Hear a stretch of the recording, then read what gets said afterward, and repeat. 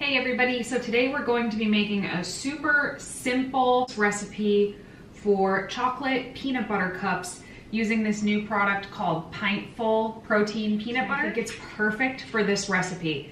Because it's a higher protein peanut butter, it's a little bit thicker, so it's great for this because sometimes when you make homemade peanut butter cups with like really good peanut butter, it just kind of like mushes out the sides and you have like more like a chocolate peanut butter sandwich.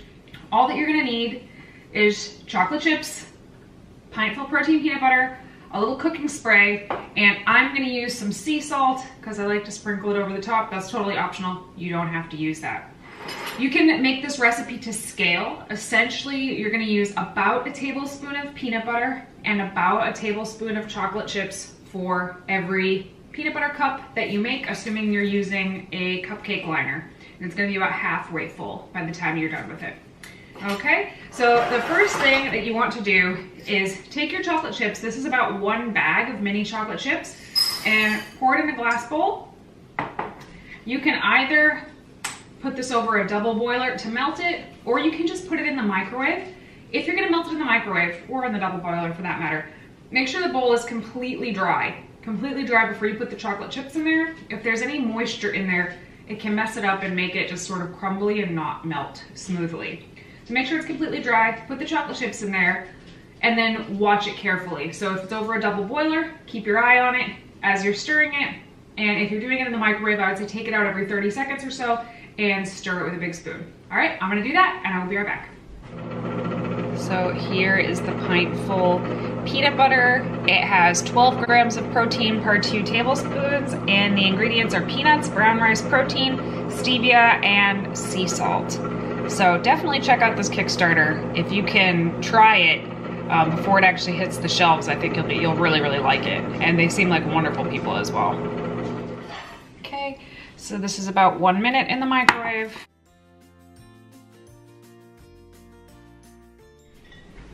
Okay, so this whole bag took about 2 minutes in the microwave, stirring every 30 seconds. Now I am going to take these cupcake liners and put one in each muffin tin. Okay, and now we're gonna take some cooking spray and we're just gonna lightly spray all of them. This is just to make sure that after they harden, they don't stick to the paper.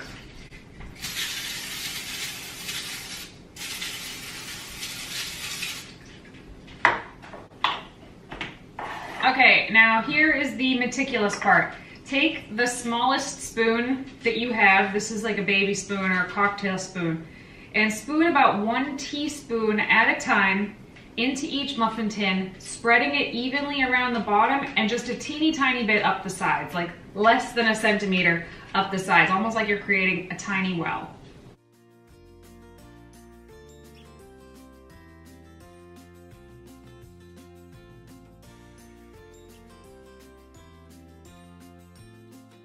I'm gonna pop this into the freezer for about 10 minutes. You'll know when it's frozen because it won't be shiny anymore. And you may need to reheat your chocolate for the next round, so hold off for now. Pop this in the freezer for 10 minutes, and yeah, I'll be right back. Now we are going to add the peanut butter. So before you do that, if you just wanna double check, make sure that there's not any like cracks or any spots where you can see the cupcake liner through it, then just go ahead and fill those in really quickly.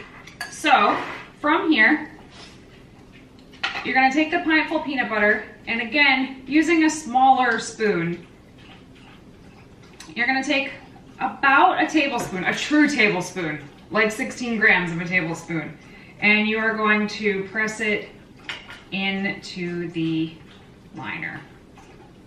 And although I pulled out 24 cupcake liners, I think I was being a little bit ambitious for my 1 bag of chocolate chips. I think that 12 is gonna be about as many as we can make. Maybe we could squeeze out 15, but just to make sure I didn't run out while I'm making this video, we're gonna stick with 12. And you'll see the consistency of this peanut butter, it's pretty thick, like it's not just falling off the spoon, and that's why it's such a good peanut butter for this type of recipe. It's not super thick, it's not like cement or anything, but it's thicker than a traditional just peanuts and salt peanut butter. Okay, so those all look about even. So now I'm just gonna spread it out almost to the edges, but not quite. So I'm just kind of flattening these little dollops out.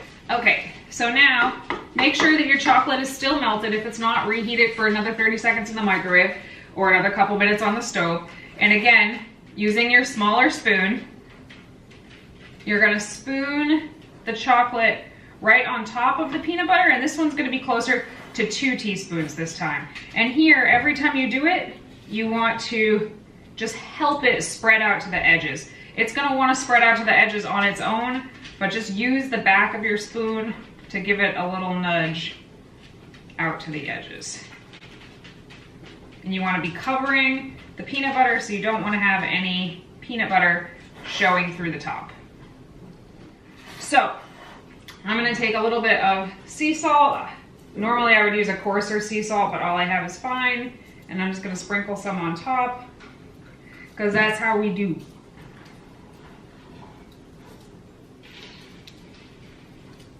And I'm gonna pop these back in the freezer, and they are gonna be hardened up in less than 10 minutes. Again, you'll know because it's not shiny anymore. Okay, it's been about 6 or 7 minutes. These are frozen, so I'm gonna go ahead and start taking them out.